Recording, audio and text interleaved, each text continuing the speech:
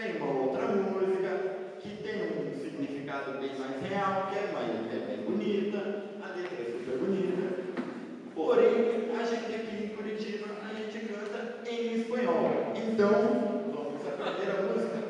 Peguem aquele papelzinho solto dentro do guia do peregrino que a gente vai colocar dentro do jeito coloca. Olha, eu tô anotando tudo isso, vocês vão levar pro Shen, viu? Essa história aí, de 1 hora, negócio de filme da vida aí, eu tô anotando. E essa da musiquinha em espanhol também, tá? Hashtag chateado.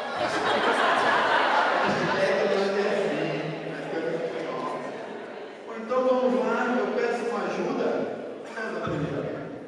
De colores. De colores. Cantem. Somos pasaritos.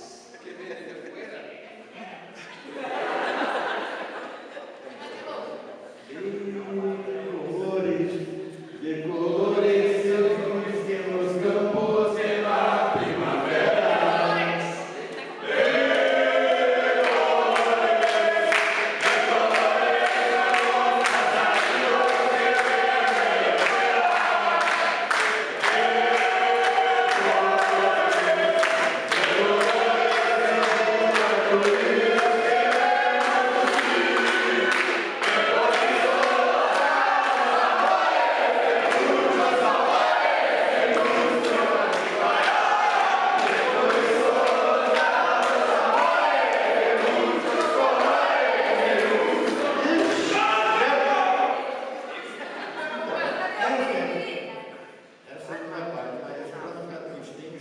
Mas essa é a música que vocês vão lembrar para o resto da vida de vocês.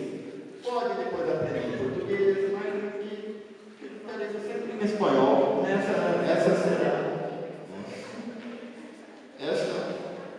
será a música. Bom, agora iremos passar para outra mensagem. Podem se sentar, podem ficar sentados. Eu gostaria de chamar uma pessoa especial para o nosso GED.